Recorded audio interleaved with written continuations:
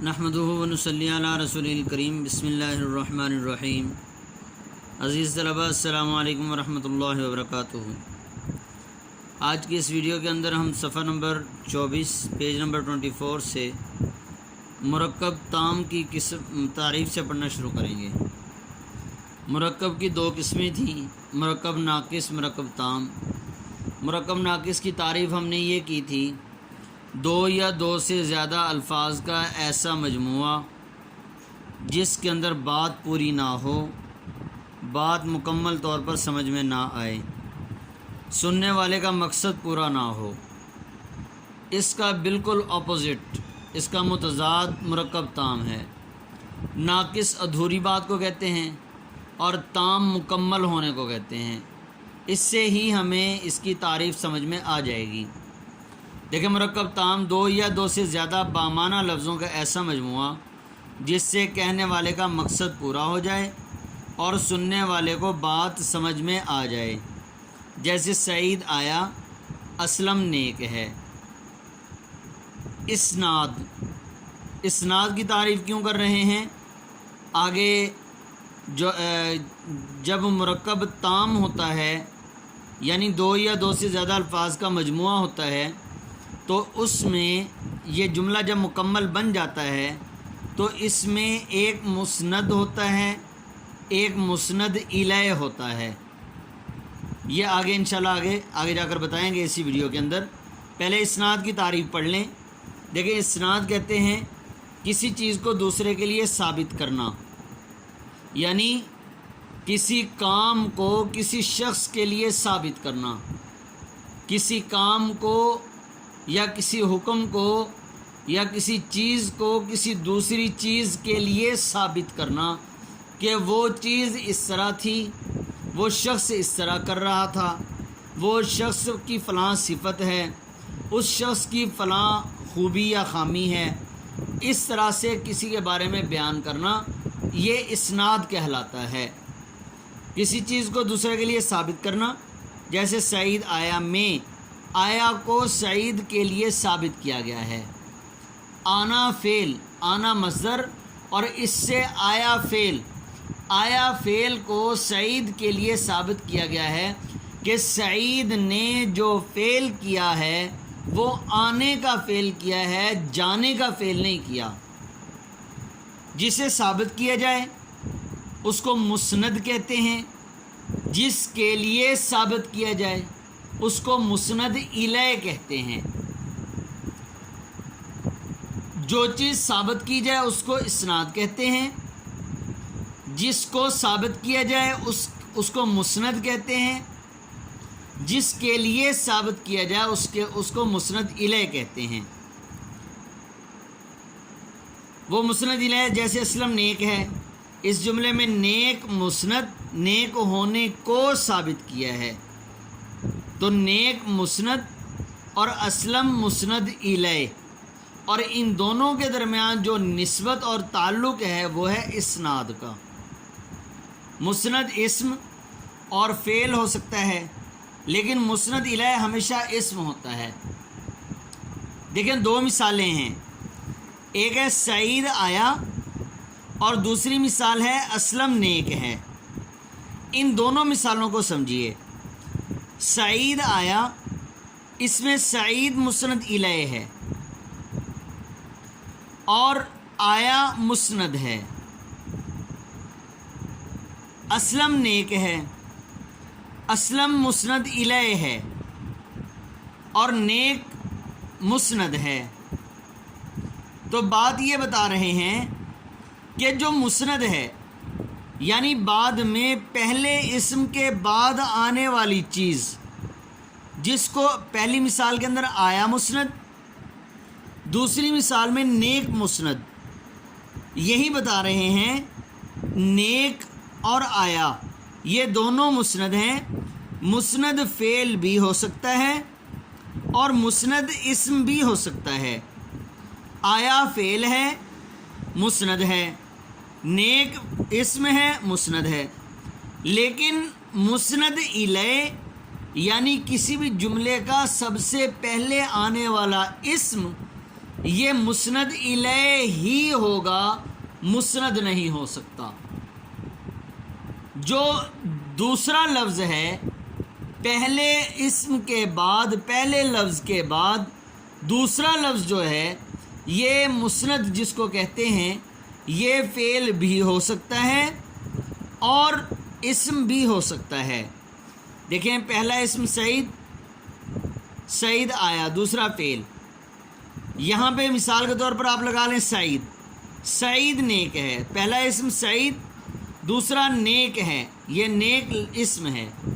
دوسرا اسم یعنی مسند فعل بھی ہو سکتا ہے، اسم بھی، اور پہلا اسم یعنی مسند الیہ ہمیشہ اسم ہی ہوگا۔ مرکب تام کے دو حصے ہیں، مسند اور مسند الیہ۔ مرکب تام کی قسمیں، مرکب تام کا میں نے آپ کو بتایا تھا دوسرا نام جملہ ہے۔ مرکب تام کا دوسرا نام جملہ ہے، جملہ انشائیہ، جملہ خبریہ۔ انشاء کہتے ہیں پیدا کرنے کو، یعنی کسی سے ڈیمانڈ کرنا یا ڈیمانڈ کرنے کی خواہش کرنا کہ وہ اسم پیدا کیا جائے، وہ فعل پیدا کیا جائے، کوئی نیا کام جو ہے وہ بنایا جائے، کوئی نیا کام کیا جائے جو روٹین سے ہٹ کر ہو یا روٹین وائز کوئی نیا کام کیا جائے، اس کو کہتے ہیں پیدا کرنا۔ اور خبریہ خبر دینے کو کہتے ہیں۔ پہلے میں آپ کو جملہ خبریہ کی قسم تعریف سمجھاؤں گا۔ جملہ خبریہ مطلب یہ ہے کہ جب جس جملے کے اندر کسی بات کی خبر دی جائے، کسی بات کی خبر دی جائے، سننے والے کو پتہ چل جائے کہ مجھے خبر دی جا رہی ہے، سعید آیا، آنے کی خبر دی گئی، اسلم نیک ہے، نیک ہونے کی خبر دی گئی، اس کو جملہ خبریہ کہیں گے۔ جملہ انشائیہ، اس میں خبر نہیں دی جاتی بلکہ جملہ انشائیہ کے اندر ڈیمانڈ کی جاتی ہے، کسی سے نیا کام کرنے کی خواہش کی جاتی ہے۔ مثال کے طور پر اب جملہ انشائیہ میں امر آ جاتا ہے، نہیں، امر کہتے ہیں حکم کرنے کو، بھائی پڑھ، اپنا سبق پڑھ، باتیں نہ کر، کاش میں جوان ہو جاتا، کاش وہ میرے پاس آ جاتا، شاید کہ وہ میرے پاس آ جائے، شاید کہ اس طرح ہو جائے، شاید کہ بارش ہو جائے، کاش بارش ہو جائے۔ اب یہ تمنا کرنا یا امید رکھنا یا حکم کرنا یا کسی چیز سے روکنا، یہ خبریں نہیں ہیں، اس میں خبر نہیں دی جاتی بلکہ کسی کے کام، نیا کام ہونے کی امید کی جاتی ہے، تمنا کی جاتی ہے، حکم دیا جاتا ہے، کسی بات سے روکا جاتا ہے۔ دیکھیں جملہ انشائیہ وہ جملہ ہے جس میں فعل امر، نہیں، سوال، ندا، تمنا پائی جائے۔ جیسے تو سبق پڑھ، امر ہے، ڈیمانڈ کی جا رہی ہے۔ اسلم شرارت نہ کر، نہیں ہے، روکا جا رہا ہے۔ کیا سعید نے کتاب پڑھی؟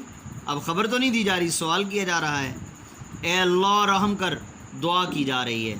کاش میں محنت کرتا، تمنا کی جا رہی ہے۔ یہ تمام جملے انشائیہ ہیں۔ جملہ خبریہ وہ جملہ ہے جس میں کسی بات کی خبر دی جائے اور اس جملے کے بولنے والے کو سچا یا جھوٹا کہہ سکیں۔ اب کسی نے کہا اے اللہ رحم کر، اب کہنے والے کو سچا کہیں گے یا جھوٹا؟ کچھ بھی نہیں کہا جا سکتا، لیکن جملہ خبریہ کے اندر کہنے والے کو سچا یا جھوٹا کہا جا سکتا ہے۔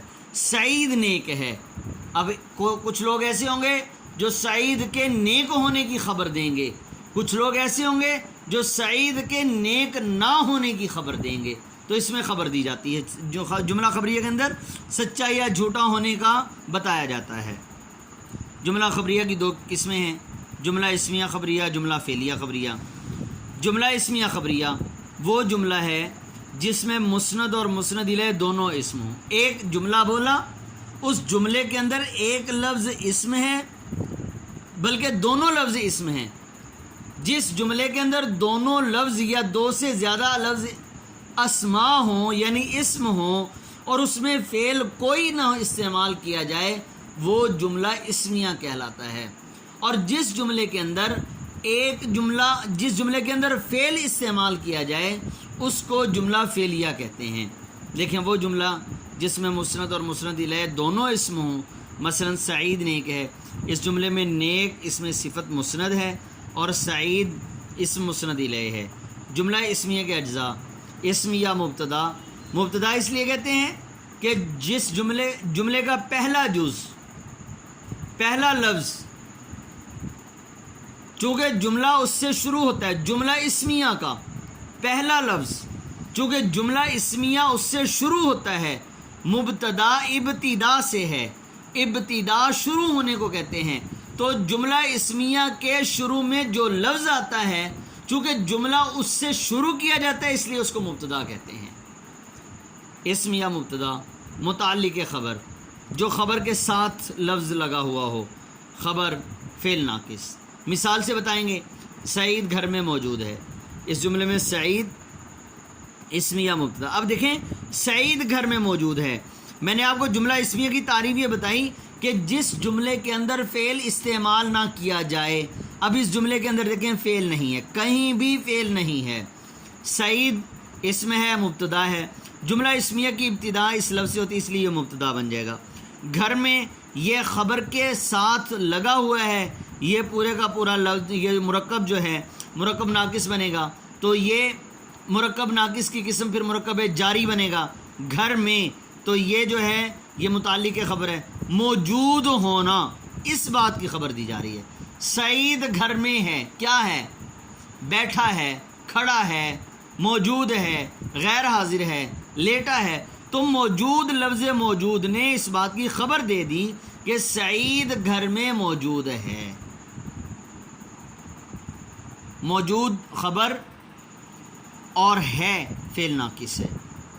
جملہ فعلیہ وہ جملہ جس میں مسند فعل اور مسند الیہ اسم ہو، یعنی اس کے اندر کوئی نہ کوئی فعل استعمال ضرور کیا جائے، جیسے اسلم نے قلم سے خط لکھا، اس جملے میں لکھا مسند فعل ہے، اسلم مسند الیہ ہے۔ جملہ فعلیہ کے اجزاء فعل، فاعل، مفعول، متعلق فعل، جیسے اسلم نے قلم سے خط لکھا، اس جملے میں لکھا فعل ہے، اسلم فاعل ہے، کس کو لکھا؟ خط لکھا، یہ مفعول ہے، کس سے لکھا؟ قلم سے لکھا، لکھنے کا فعل قلم سے واقع ہوا تو یہ متعلق فعل ہو جائے گا۔ ترکیب نحوی کی تعریف، جملہ کے اجزاء کو الگ الگ کرنا اور ان کے باہمی تعلق کو ظاہر کرنا ترکیب نحوی کہلاتا ہے۔ جیسے ہم نے یہ الگ الگ، جیسے مثال کے طور پر ہم نے اسلم نے خط لکھا، اسلم کیا بنے گا؟ قلم سے کیا بنے گا؟ خط کیا بنے گا؟ لکھا کیا بنے گا؟ اس جملے کے اندر ان تمام